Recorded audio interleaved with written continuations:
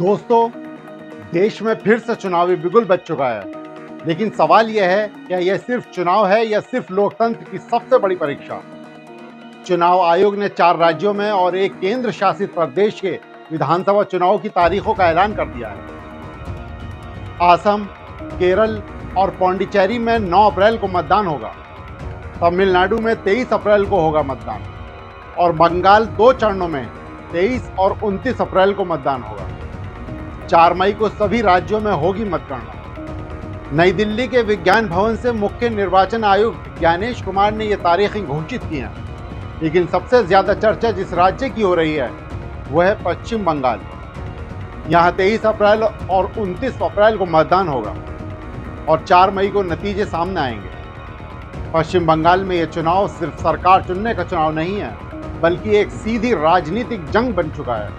एक तरफ है मुख्यमंत्री ममता बनर्जी, जो लगातार चौथी बार सत्ता में वापसी करने की कोशिश करेंगी। दूसरी तरफ है बीजेपी, जो कई सालों से बंगाल में अपनी ताकत बढ़ाने की कोशिश कर रही है और इस बार जीत का दावा कर रही है। यानी ये चुनाव सिर्फ सीटों की लड़ाई नहीं, बल्कि राजनीतिक वर्चस्व की जंग है। लेकिन असली विवाद अब चुनाव की तारीखों को लेकर नहीं है। सबसे बड़ा सवाल उठ रहा है मतदाता सूची के स्पेशल इंटेंसिव रिवीजन यानी एसआईआर पर। पिछले 2 महीनों में चुनाव आयोग ने मतदाता सूची की विशेष गहन समीक्षा की, लेकिन विपक्ष का तो आरोप है कि इस प्रक्रिया में कई वैध मतदाताओं के नाम हटाए गए और कई जगह राजनीतिक दबाव का इस्तेमाल किया गया है। यह विवाद इतना बड़ा हो गया है कि भारत के सुप्रीम कोर्ट तक मामला पहुंच गया। अब सवाल यह उठ रहा है कि क्या चुनाव आयोग की यह प्रक्रिया पूरी तरह निष्पक्ष थी या फिर राजनीतिक फायदे के लिए मतदाता सूची में बदलाव किया गया?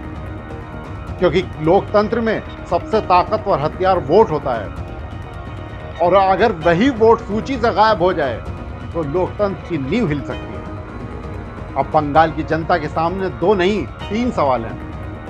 पहला, क्या ममता बनर्जी चौथी बार सत्ता में आएंगी?